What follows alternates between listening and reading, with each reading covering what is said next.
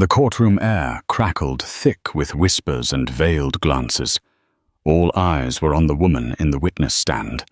A vision in a bespoke Dior dress, a dress Amelia recognized with a sickening jolt. It was hers, a birthday gift from her husband, now seated beside his mistress, Kimberly, who wore the stolen garment like a queen claiming her throne. The gavel fell the judge's voice, a distant drone, as Amelia's world crumbled. But just as the final judgment was about to be passed, the heavy oak doors of the courtroom swung open. A man stood silhouetted in the doorway, his presence commanding an immediate, breathless silence. He was a ghost from a past. Amelia thought long buried, and his first words would shatter everything they thought they knew.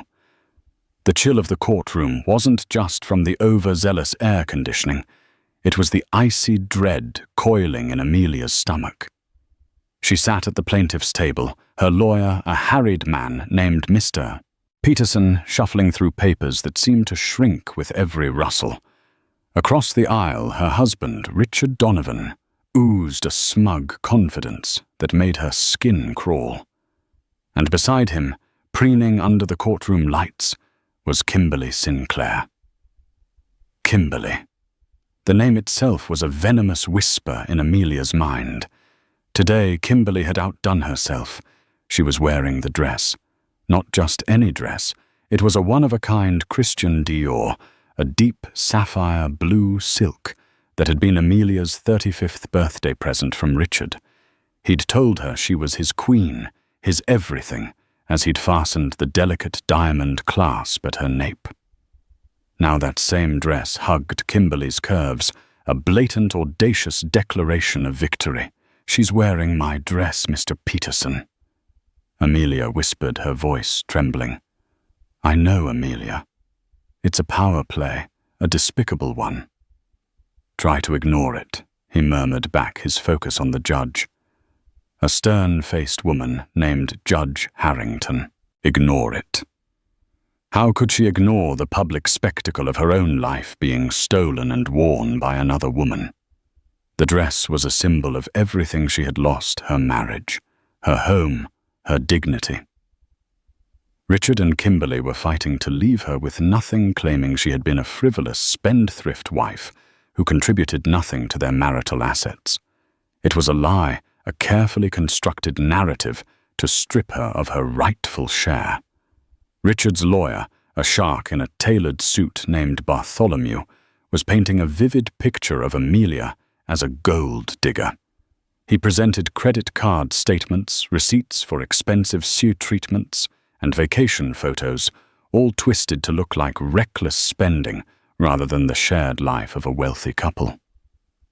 Amelia had dedicated 15 years to Richard, supporting his ambitions, hosting his business partners, and creating a home that was the envy of their social circle. She had been the perfect corporate wife, a role she had played with grace and dedication. Now she was being portrayed as a parasite. The final blow came when Bartholomew called Kimberly to the stand. She glided past Amelia's table, the sapphire silk rustling softly, a triumphant smirk playing on her lips. She settled into the witness chair, crossing her legs with a deliberate slowness that drew every eye to the dress. "Miss Sinclair Bartholomew," began his voice dripping with faux sympathy. "Can you tell the court about your relationship with Mr. Donovan? Richard and I have a deep and loving connection." "Kimberly," said her voice, a saccharine melody that made Amelia's teeth ache. He was so unhappy in his marriage. He felt trapped, unappreciated. She cast a sorrowful glance towards Amelia. He just wanted to be with someone who truly saw him, who loved him for who he is, not for his money. Lies. All of it. Amelia had loved Richard with a fierce and unwavering devotion long before he had made his first million. They had started with nothing, two ambitious young people with dreams as big as the city skyline. She had been his rock, his confidant, his biggest cheerleader. "And this dress you're wearing?" "Miss Sinclair," Bartholomew continued, his tone casual. "It's quite stunning." "A gift from Mr. Donovan, I presume?" Kimberly's smile widened. "Yes. Richard has impeccable taste. He loves to spoil me." Amelia's heart hammered against her ribs. She felt the blood drain from her face. The audacity of it, the sheer cruelty was breathtaking. She looked at Richard silently, pleading with him to have a shred of decency to stop this charade. He wouldn't meet her gaze. He just stared at Kimberly with a look of adoration that had once been reserved for her. Judge Harrington, who had been observing the proceedings with a stony expression, finally intervened. "Counselor, the provenance of the witness's attire is hardly relevant to the division of marital assets. With all due respect, Your Honor." Bartholomew countered smoothly. "It speaks to my client's generosity and the nature of his relationship with Miss Sinclair. It demonstrates that their connection is not a fleeting affair, but a committed partnership, where he provides for her needs and desires just as he did for Mrs. Donovan during their marriage. He is a provider, a man of means who is more than capable of managing his own finances without the interference of his soon-to-be ex-wife." The argument was flimsy, a pathetic attempt at character assassination. But in the emotionally charged atmosphere of the courtroom, it was having its intended effect. The whispers grew louder. Amelia could feel the judgmental stares of the people in the gallery. She was losing. She was losing everything. Mr. Peterson did his best on cross-examination, but Kimberly was a skilled actress. She played the part of the devoted, heartbroken lover to perfection, shedding a single glistening tear at just the right moment. By the time she stepped down, Amelia's case felt hopeless. Judge Harrington looked at the clock on the wall. "We will hear the final arguments after a short recess. I expect to deliver my judgment before the end of the day." The recess was torture. Amelia sat alone, Mr. Peterson having gone to confer with a colleague. Richard and Kimberly were huddled together, whispering and laughing, occasionally glancing over at her with undisguised contempt. Amelia felt a profound sense of loneliness, a despair so deep it threatened to swallow her whole. She had no one. Her family lived on the other side of the country, and her friends, the ones she had shared with Richard, had all chosen his side. The courtroom doors creaked open, but Amelia didn't look up. It was probably just the bailiff. Then a shadow fell over her table. "Amelia." The voice was a ghost from a lifetime ago, a voice she had never expected to hear again. She looked up, her heart stopping in her chest. Standing before her was Alexander Sterling, not the lanky, idealistic boy she had known in college, but a man who radiated an aura of power and authority. He was dressed in a bespoke suit that probably cost more than her car, his dark hair impeccably styled, his eyes the color of a stormy sea fixed on her with an intensity that made her breath catch. "Alexander," she whispered, her voice hoarse. "What are you doing here?" He gave her a small, sad smile. "I heard you were in some trouble. I came to help."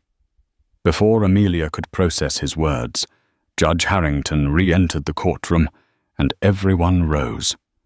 The final act of her public humiliation was about to begin. "We will now hear the final arguments," the judge announced. Bartholomew strode to the center of the courtroom, his voice booming with confidence as he summarized his case, painting Richard as the victim and Amelia as the villain. Then it was Mr. Peterson's turn. He did his best, his voice earnest and pleading, but his words felt hollow, a desperate attempt to salvage a sinking ship. As Mr. Peterson finished, Judge Harrington looked at the documents before her, her expression unreadable. After reviewing the evidence and hearing the testimonies, "I am prepared to make my ruling." Amelia's heart pounded in her ears. This was it, the end of her life as she knew it. In the matter of Donovan versus Donovan, the judge began, her voice crisp and final. "I find that the marital assets, including the primary residence, the vacation properties, and the majority of the investment portfolio, were acquired through the sole efforts of Mr. Richard Donovan. Therefore, I rule in favor of the defendant." A gasp rippled through the courtroom. Richard and Kimberly exchanged a triumphant glance. Amelia felt the floor drop out from beneath her. But before the judge could continue, Alexander Sterling, who had been standing quietly at the back of the courtroom, strode forward. "Your Honor, I apologize for the interruption," he said, his voice calm but commanding. "But there has been a grave misunderstanding." Judge Harrington looked at him over the rim of her glasses, her expression one of stern disapproval. "And you are?" "My name is Alexander Sterling," he said, "and I am the rightful owner of everything Mr. Donovan claims as his own." The courtroom erupted in chaos. Richard's face went white as a sheet.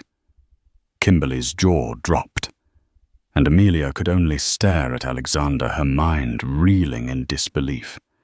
The billionaire ghost from her past had just walked back into her life, and he was about to change everything.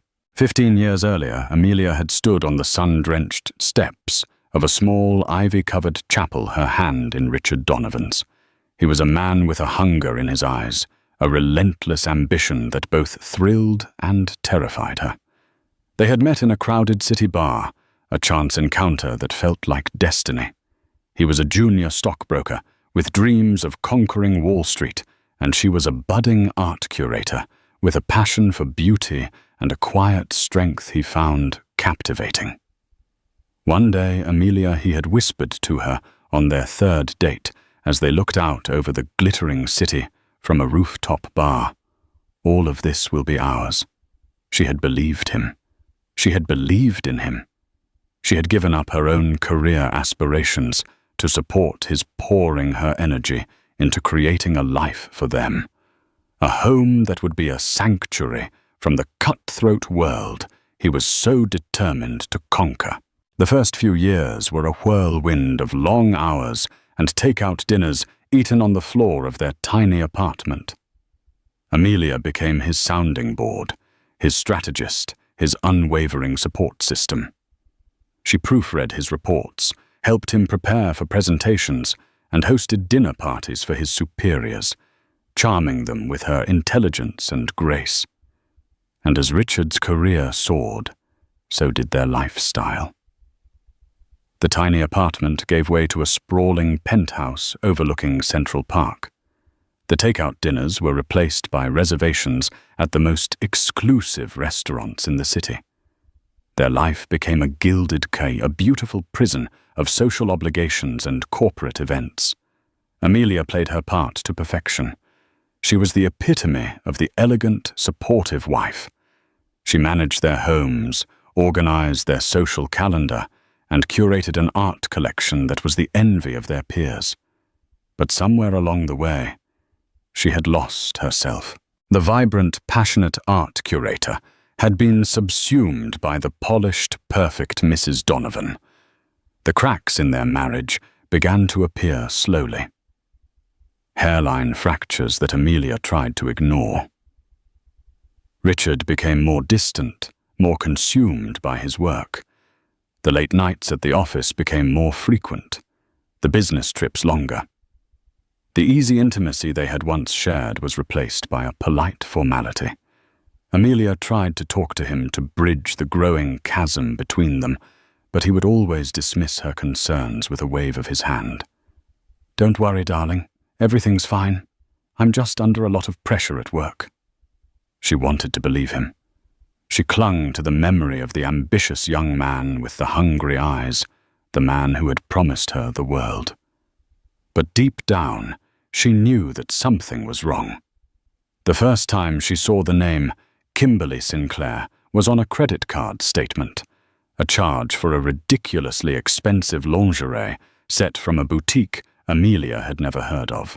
When she confronted Richard, he had a ready explanation. "It was a gift for my new assistant," he said, his voice smooth as silk. "A thank you for all her hard work. You know how it is, Amelia. You have to keep your staff happy." She had let it go, a knot of unease tightening in her stomach. But the name kept reappearing. A hotel booking in a city where Richard had no business. A restaurant reservation for 2 on a night he was supposed to be working late. The final irrefutable proof came in the form of an anonymous email.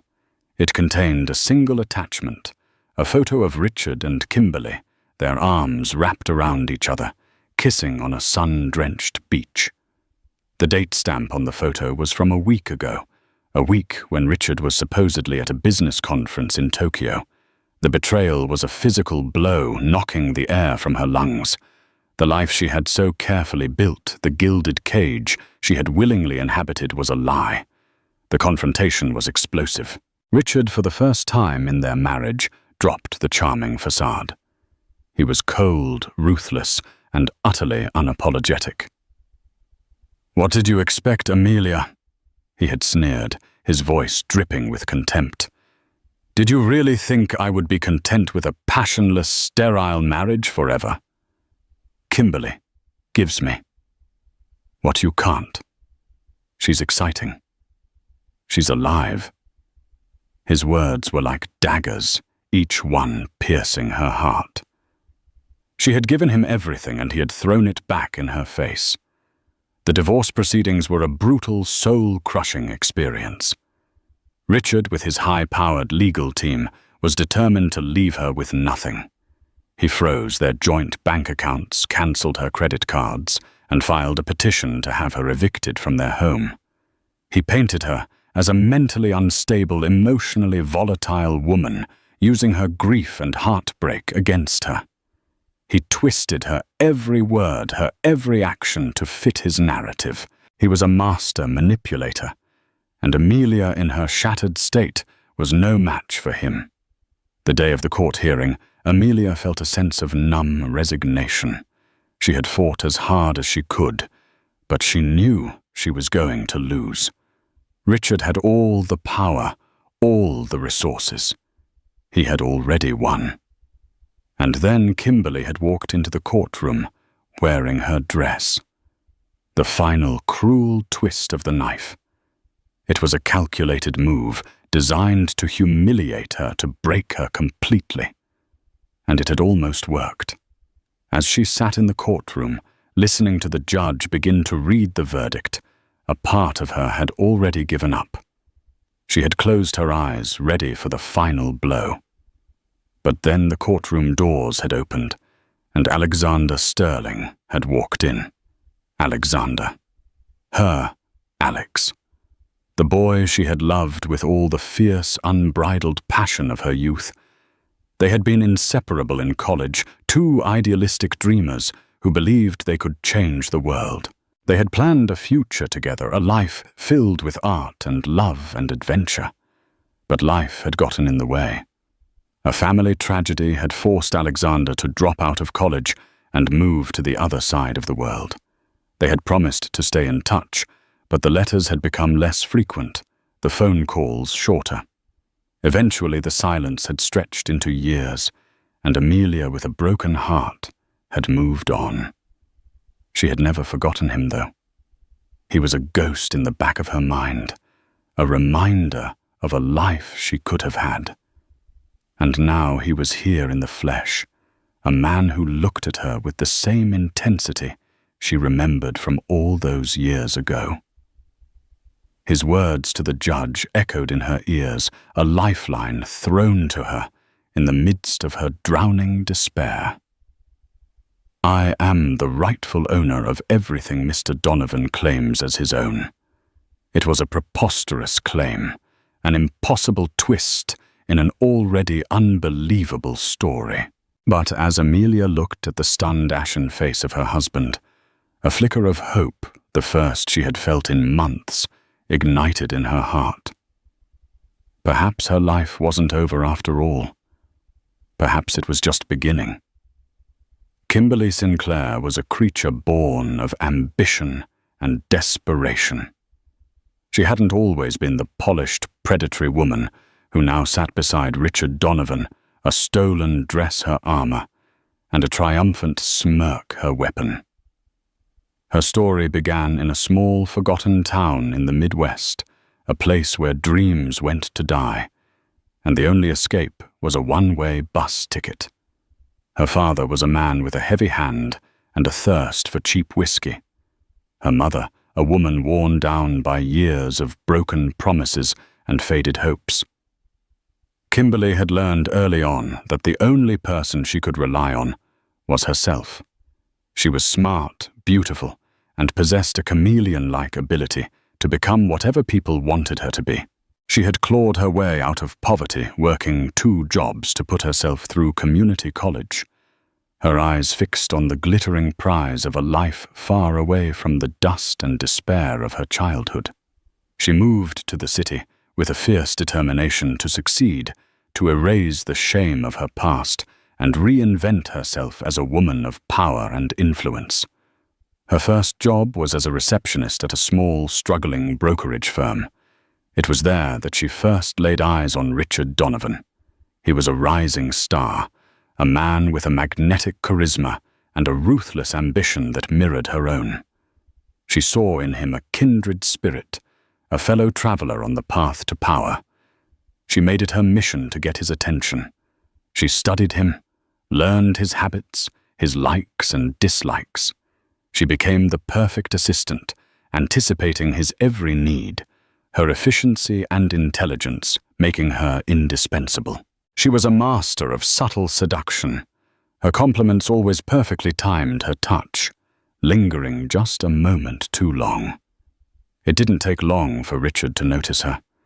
He was flattered by her attention, captivated by her youthful energy and her unabashed admiration.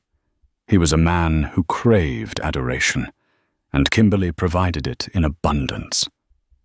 Their affair began with stolen glances and secret lunches, a thrilling, illicit dance that quickly escalated into a passionate, all-consuming obsession. Kimberly knew he was married, but she didn't care. Amelia was just a casualty of war, a necessary sacrifice on her path to the life she deserved. Kimberly was a shrewd strategist. She knew that to secure her position, she had to not only win Richard's heart, but also dismantle his marriage. She played on his insecurities, his fears of growing old and irrelevant. She whispered poison in his ear, painting Amelia as a cold, passionless woman who didn't appreciate him, who was holding him back. "She doesn't understand you, Richard," she would murmur, her fingers tracing patterns on his chest. "She doesn't see the brilliant, powerful man you are. But I do." She was a master of manipulation, carefully orchestrating situations to make Amelia look bad. She would accidentally send a flirtatious text to Richard's phone when she knew Amelia would see it. She would leave a lipstick-stained glass on his desk for Amelia to find. She was playing a dangerous game, but she was confident she would win. The divorce was her end game. She coached Richard on what to say, how to act. She helped him and his lawyers build their case against Amelia, providing them with carefully selected evidence of Amelia's supposed profligacy and instability. Wearing Amelia's dress to court was her masterstroke, a final audacious act of dominance. It was a declaration of her victory, a symbol of her complete and utter triumph. She wanted to see Amelia broken, to watch her crumble under the weight of her public humiliation. She had savored the look of despair on Amelia's face as the judge began to read the verdict. She had squeezed Richard's hand, a triumphant smile on her lips. They had done it. They had won. But then the man had walked in. Alexander Sterling. Kimberly had never heard the name before, but the look of pure, unadulterated terror on Richard's face told her everything she needed to know. This man was a threat, a serious one. His claim to own everything Richard possessed was ludicrous, a desperate last-minute bluff. But the judge, intrigued by the unexpected drama, had granted a temporary stay of proceedings, ordering an emergency hearing to investigate Sterling's claims. The ride back to the penthouse was silent and tense. The triumphant mood had evaporated, replaced by a thick, suffocating cloud of fear. "Who is he?" Richard Kimberly finally demanded, her voice sharp as glass. Richard was pale and sweating, his usual confident swagger gone. "He's no one. He's a ghost." "He didn't look like a ghost to me," she snapped. "He looked like a man who owns the world. And he claims to own you." Richard finally cracked his voice, a desperate whisper. "It was a long time ago, Kimberly. Before you. Before everything." He told her the story, the words tumbling out of him in a torrent of fear and regret. He had been a young, struggling broker, desperate to make a name for himself. He had met Alexander Sterling, a brilliant, eccentric young man with a genius for predicting the market. Alexander had taken Richard under his wing, mentored him, trusted him. They had started a small investment fund together with Alexander, providing the capital and the strategy, and Richard handling the day-to-day operations. The fund was a phenomenal success, their initial investment multiplying 1,000-fold in just a few years. But Richard had grown greedy.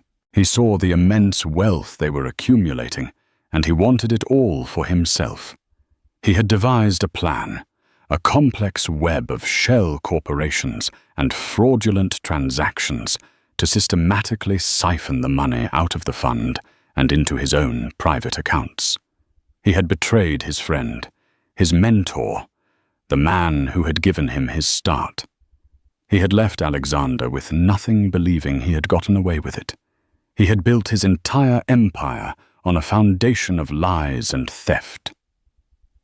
Kimberly listened, her mind racing. This changed everything.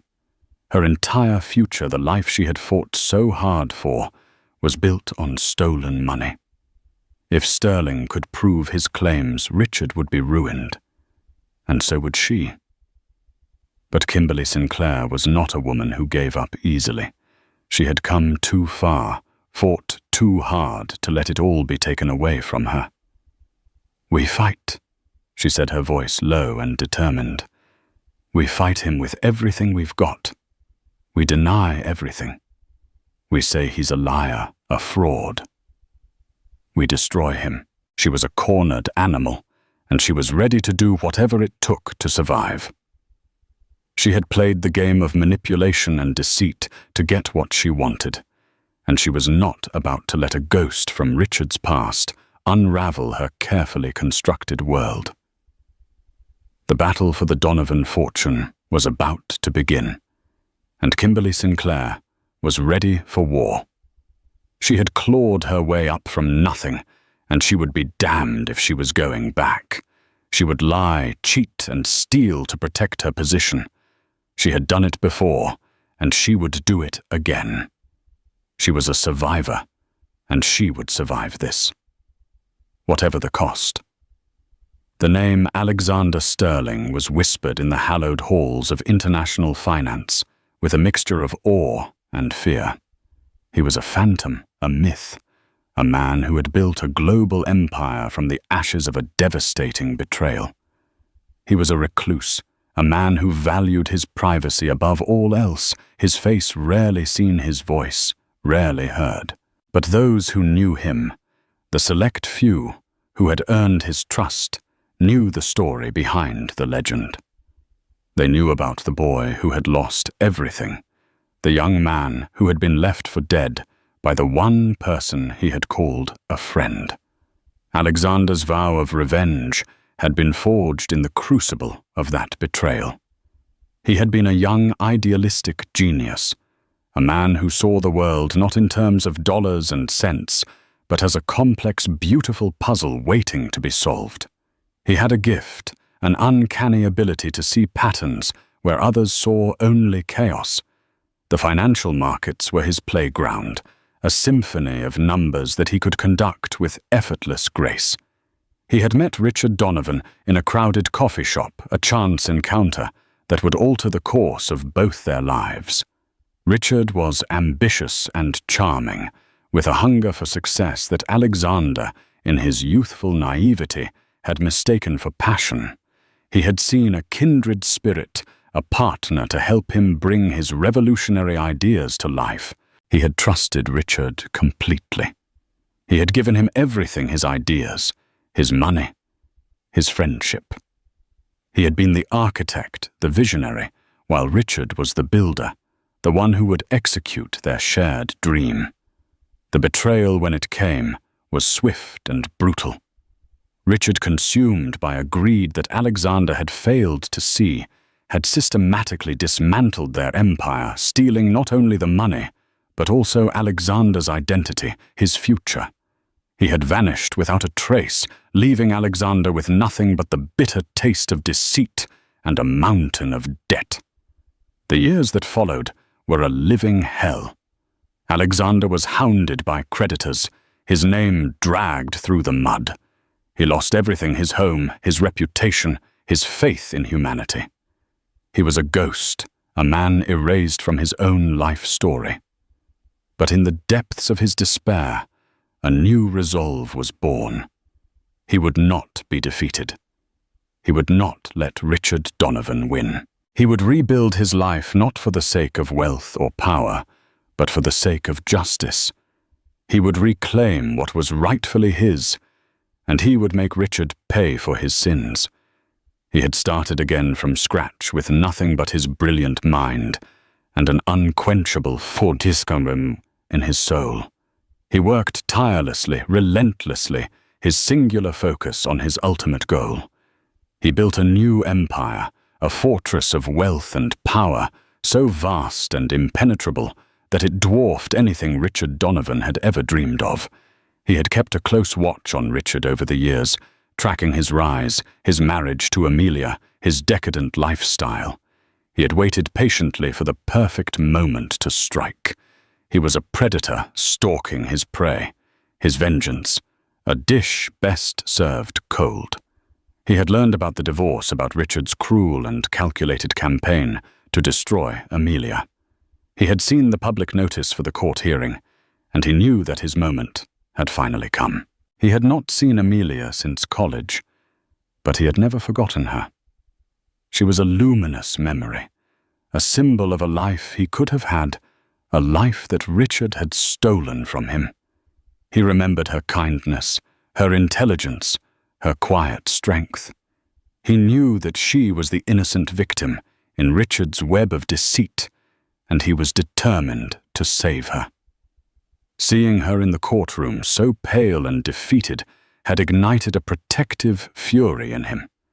And seeing the woman beside Richard, wearing a dress that he knew instinctively must have belonged to Amelia, had solidified his resolve. His entrance into the courtroom was a declaration of war. His claim to own everything Richard possessed was not a bluff. It was the simple, unvarnished truth. He had the evidence, the meticulously documented proof of Richard's theft, a paper trail that would lead directly to his downfall. The emergency hearing was set for the following week.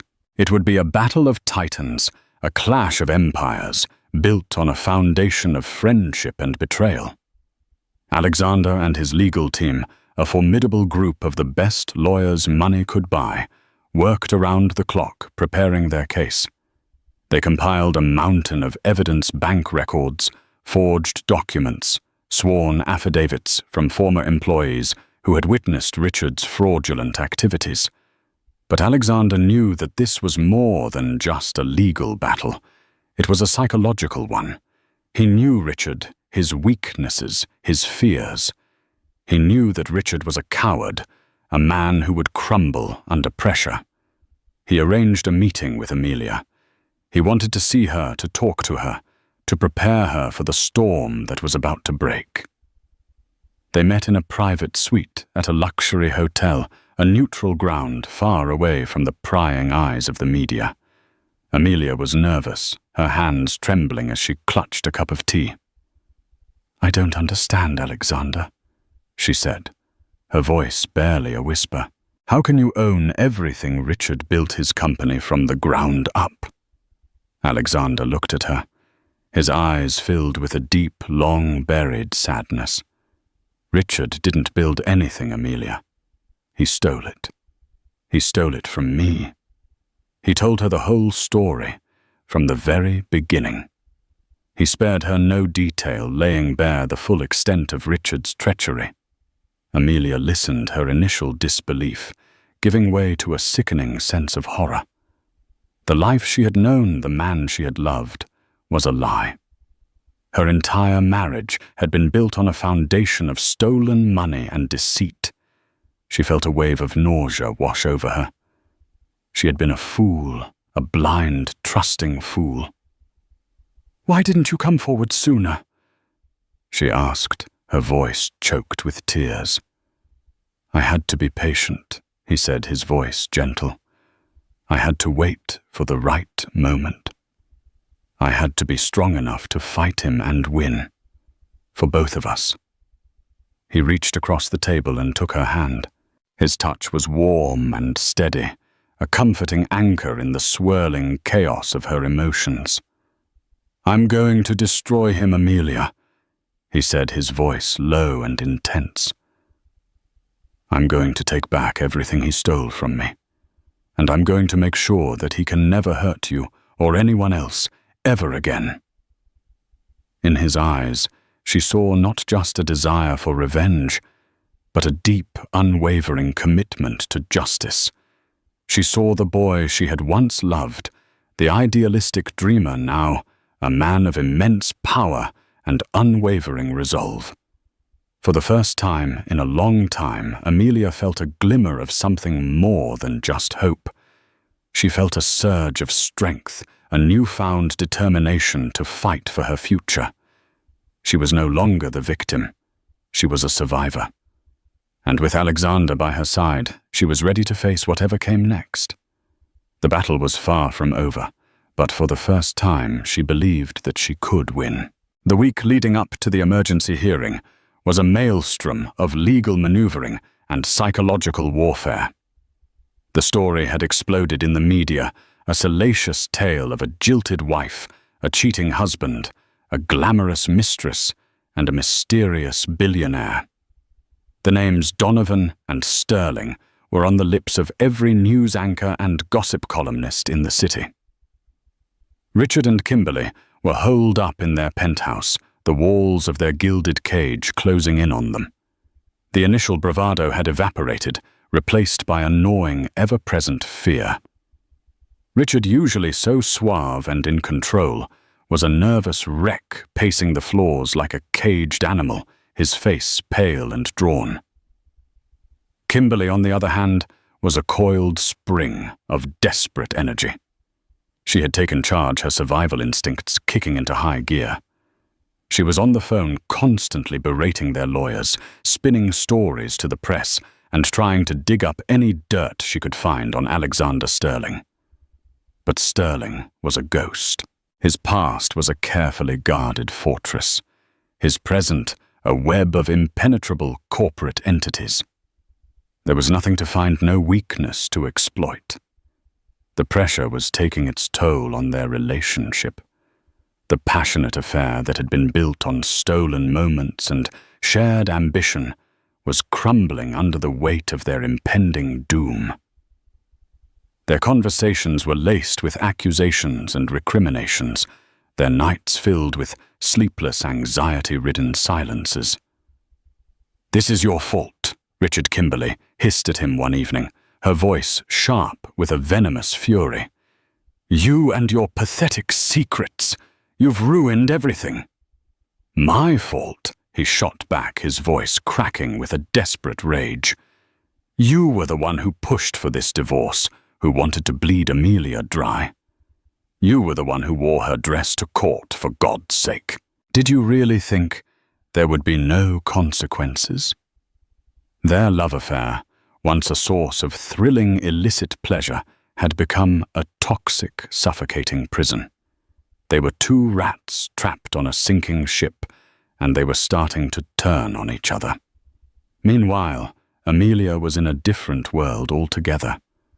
She had moved into a suite at a discreet luxury hotel, a sanctuary provided by Alexander.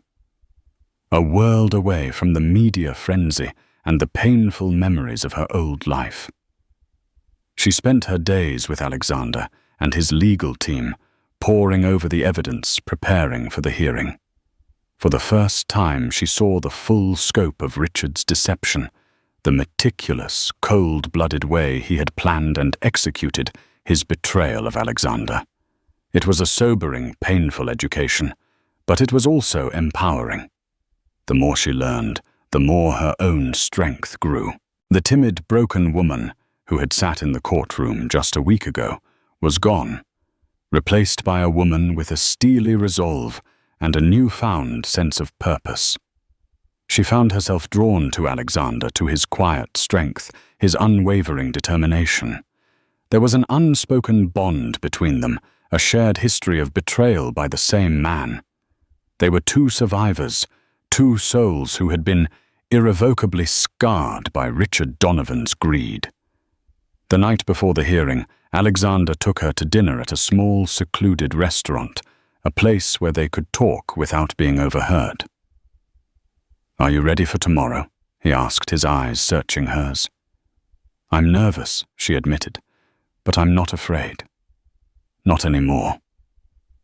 "You have nothing to be afraid of, Amelia," he said, his voice soft. "The truth is on our side." He reached across the table and took her hand, his thumb gently stroking her knuckles. "I know this has been an ordeal for you, and I'm sorry that you've been dragged into this." "Don't be," she said, her voice firm. "I needed to know the truth. I needed to see Richard for who he really is." She paused, then added, "Thank you, Alexander, for everything. You saved me." He smiled, a genuine, warm smile that reached his eyes. "We're saving each other." The day of the hearing, the courtroom was packed to the rafters. The air was electric with anticipation. This was the moment of truth, the final showdown between the two men whose lives had been so inextricably intertwined. Richard and Kimberly sat at the defendant's table, a picture of strained unity. Bartholomew, their lawyer, looked flustered, his usual confident demeanor replaced by a nervous energy. Amelia sat beside Alexander, a quiet confidence radiating from her. She met Richard's gaze across the courtroom, her expression unreadable. He flinched, looking away, unable to meet her steady, unwavering stare. Alexander's lead counsel, a formidable woman named Evelyn Reed, opened the proceedings with a calm, methodical precision. She laid out their case piece by piece, presenting a mountain of irrefutable evidence that chronicled Richard's systematic theft of the Sterling Donovan Fund. She presented bank statements showing massive transfers of funds into shell corporations, controlled by Richard. She presented forged documents with Alexander's signature clumsily replicated. She presented sworn testimony from a former accountant who had been coerced by Richard into helping him cook the books. The evidence was overwhelming, a tidal wave of truth that washed over the courtroom, drowning Richard and his lies in its wake. Bartholomew's attempts to rebut the evidence were weak and unconvincing. He tried to paint Alexander as a disgruntled former partner, a man with a vendetta. But his arguments were flimsy, his bluster ringing hollow in the face of the cold, hard facts. The final devastating blow came when Evelyn Reed called Richard to the stand. He was a man, broken his face, ashen, his hands trembling. He stumbled through his testimony, his lies unraveling with every question. Evelyn Reed was relentless, her questions sharp and incisive, peeling away the layers of his deceit until he was left exposed and vulnerable. A pathetic, cornered man with nowhere left to hide. "Mr. Donovan," she said, her voice like ice, "did you or did you not forge Mr. Sterling's signature on these documents?" Richard looked at the documents, then at Alexander, then at Amelia. He opened his mouth to speak, but no words came out. He was a man, drowning the weight of his own lies, pulling him under. In that moment, Kimberly knew it was over. She looked at the pathetic, broken man beside her, the man she had hitched her future to, and she felt nothing but contempt. He was a loser, a fraud, and he was taking her down with him. She made a decision, a cold, calculated decision born of a lifetime of self-preservation. She scribbled a note on a piece of paper and passed it to her lawyer. He read it, his eyes widening in surprise. He whispered something to Bartholomew, who looked at Kimberly with a mixture of shock and admiration. Bartholomew rose to his feet. "Your Honor," he said, his voice ringing with a newfound confidence, "my client, Miss Sinclair, has some information that will be of great interest to the court. She is prepared to testify against Mr. Donovan in exchange for full immunity." The courtroom erupted. Richard stared at Kimberly, his eyes wide with disbelief and betrayal. She refused to look at him, her gaze fixed on the judge, her expression a mask of cold, hard resolve. Kimberly Sinclair had made her final move. She was a survivor, and she would do whatever it took to save herself, even if it meant burying Richard Donovan once and for all. Kimberly Sinclair took the stand not in the stolen Dior dress, but in a simple, modest black suit. She was no longer the triumphant mistress, but a woman wronged, a victim of Richard Donovan's deceit. It was a masterful performance, a final desperate gambit to save herself from the sinking ship of Richard's empire. Her voice, once a saccharine melody, was now filled with a carefully rehearsed tremor of fear and regret. She told the court that she had been blinded by love, a naive young woman swept off her feet by a charming, manipulative man. She claimed that she had known nothing of his fraudulent activities, that he had lied to her just as he had lied to everyone else. But she was a shrewd negotiator. Her testimony was not a full confession. It was a carefully curated selection of half-truths and strategic omissions designed to incriminate Richard while minimizing her own culpability. She provided the court with a key piece of evidence that she had been holding back a secret ledger she had discovered in Richard's home office, a detailed record of his illegal transactions, his hidden offshore accounts, his entire web of deceit. It was the final nail in Richard's coffin. He sat at the defendant's table, a broken man listening as the woman he had loved, the woman for whom he had thrown away his marriage, systematically dismantled the last vestiges of his life. He looked at her, his eyes pleading, but she wouldn't meet his gaze. She was a stranger to him now, a cold, ruthless woman he had never really known.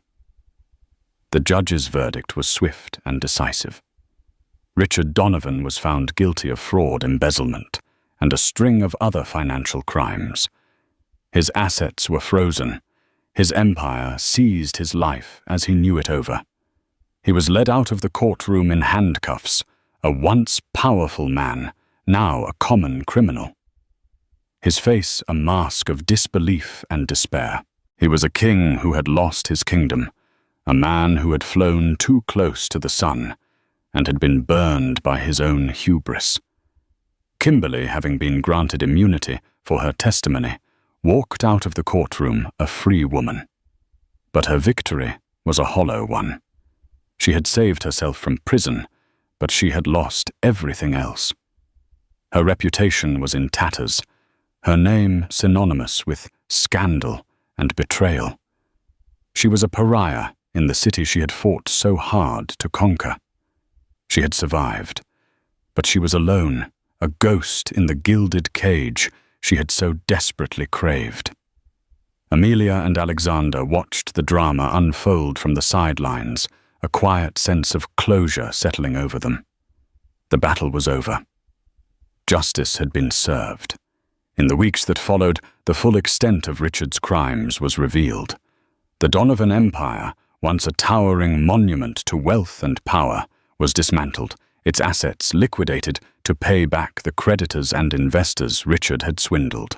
Alexander, as the primary victim of Richard's fraud, reclaimed what was rightfully his, the vast fortune that had been stolen from him all those years ago. But the money meant little to him. It was the principle that mattered, the restoration of his name, the vindication of his honor. He and Amelia found themselves in a strange new world, a world free from the shadows of the past. The trauma of the divorce and the trial had forged a deep and unbreakable bond between them. They were two survivors, two souls who had found each other in the wreckage of their lives. They spent their days together, rediscovering the easy intimacy they had once shared, their old friendship, blossoming into something deeper, something more profound. They walked in the park, visited art galleries, and talked for hours, their conversations, a gentle tapestry of shared memories and future dreams. One evening, as they sat on a bench overlooking the city skyline, the glittering lights a testament to the new life that lay before them. Alexander turned to Amelia, his eyes serious. "I'm selling the company." "Amelia," he said. She looked at him surprised. "But you worked so hard to get it back." "I didn't get it back for the money," he said. "I got it back for justice. And now that justice has been served, I want to be free." He took her hand, his voice soft. "I want a different life, Amelia. A life filled with the things that truly matter. Art, travel, love. The things we used to dream about." He looked into her eyes, his heart in his. "I want that life with you." Amelia's heart swelled with a joy so intense it brought tears to her eyes. She had thought that her life was over, that she would never find love or happiness again. But here in the arms of the man who had saved her, she saw a future brighter than she had ever dared to imagine. She leaned in and kissed him. A kiss that was a promise, a new beginning, a testament to the enduring power of love and the resilience of the human spirit. They were two broken souls who had found solace in each other. Two survivors who were ready to leave the past behind and step into a future of their own making. The ghosts had been exorcised, the demons vanquished. The long night was finally over, and a new day was dawning. The sale of Sterling Enterprises was the biggest financial news of the year, a multi-billion-dollar deal that sent shockwaves through the global markets. Alexander Sterling, the phantom billionaire, the man who had come back from the dead to reclaim his empire, was cashing out, walking away from the world of high finance, as suddenly and mysteriously as he had re-entered it. The world speculated, but only Amelia knew the truth. It wasn't an ending. It was a beginning. It was the shedding of a skin, the closing of a painful chapter, and the opening of a brand new book, its pages pristine and waiting to be written. They left the city behind, the concrete canyons and the ghosts of their past fading in the rearview mirror. They bought a villa on the sun-drenched coast of Italy, a sprawling, beautiful house with panoramic views of the Mediterranean Sea. It was a house filled with light and laughter, a world away from the gilded cage Amelia had once called home. Amelia, with Alexander's encouragement, rediscovered her passion for art. She converted one of the villa's large, airy rooms into a studio, its walls soon covered with canvases, vibrant with color and emotion. She painted with a freedom she hadn't felt in years, her grief, her anger, her joy, pouring onto the canvas in a torrent of creative energy. She started a small, exclusive gallery in a nearby town, a curated collection of works by emerging local artists. It was a passion project, a labor of love, a way to give back to the world of art that had always been her first love. She was no longer Mrs. Donovan, the perfect corporate wife. She was Amelia, the art curator, a woman of substance and vision, a woman in control of her own destiny. Alexander, for his part, reveled in his newfound freedom. He shed the weight of his past, the burden of his vow of revenge. He was no longer the phantom billionaire, the man driven by a singular, all-consuming purpose. He was just Alex, a man in love, a man who found joy in the simple pleasures of life, a walk on the beach, a good book, a home-cooked meal, shared with the woman he loved. He started a foundation, a philanthropic organization dedicated to supporting young, innovative entrepreneurs, the kind of idealistic dreamer he had once been. He wanted to give them the chance he had never had the opportunity to build their dreams on a foundation of trust and integrity, not deceit and betrayal. They traveled the world not as tourists, but as explorers seeking out hidden gems and remote corners of the globe. They climbed mountains in Nepal, sailed the turquoise waters of the Caribbean, and got lost in the bustling markets of Marrakesh. They were two souls on a shared adventure, their love for each other the compass that guided them on their journey. One evening, as they sat on the terrace of their villa, a bottle of wine between them, the setting sun painting the sky in hues of orange and pink, Amelia turned to Alexander, a thoughtful expression on her face. "Do you ever think about them?" she asked, her voice soft. Alexander knew who she meant. Richard, Kimberly, the ghosts of their past. Sometimes, he admitted. It's hard not to. Richard was serving a long prison sentence, his name now a cautionary tale in the annals of corporate greed. He had lost everything, his freedom, his fortune, his family. He was a man alone with his regrets. A king in a prison cell. His kingdom nothing but a distant memory. Kimberly had vanished from the public eye. There were rumors, whispers of her living a quiet, anonymous life in some forgotten corner of the world. Her beauty faded, her ambition extinguished. She was a ghost in a different kind of prison, a prison of her own making, haunted by the choices she had made and the life she had lost. "I don't hate them anymore," Amelia said, her voice filled with a quiet sense of peace. "I just feel sad for the lives they could have had, for the choices they made." Alexander took her hand, his touch warm and reassuring. "They made their choices, Amelia, and we've made ours." He looked at her, his heart filled with a love so profound it left him breathless. She was the most beautiful, resilient woman he had ever known. She had taken the shattered pieces of her life and had created a masterpiece, a life filled with beauty and passion and purpose. "I love you, Amelia," he whispered, his voice thick with emotion. "I love you too, Alex," she said, her eyes shining with tears of joy. They sat in comfortable silence, watching as the first stars began to appear in the twilight sky. The past was a closed book, its stories told, its lessons learned. The future was an open canvas, a vast and beautiful landscape waiting to be painted. and they would paint it together with the vibrant, beautiful colors of their love. They were home, they were free, and they were finally completely happy. The story of Amelia, Richard, and Alexander is more than just a tale of betrayal and revenge. It's a story about the incredible resilience of the human spirit, about the power of truth to shatter even the most carefully constructed lies. It's a reminder that even in our darkest moments, when all hope seems lost, a new beginning is always possible. Amelia's journey from a heartbroken wife to a strong, independent woman is an inspiration to us all.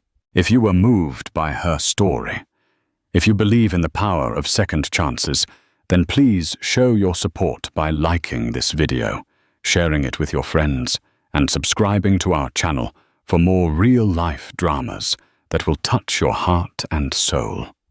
Don't forget to hit the notification bell so you never miss a new story. Thank you for listening.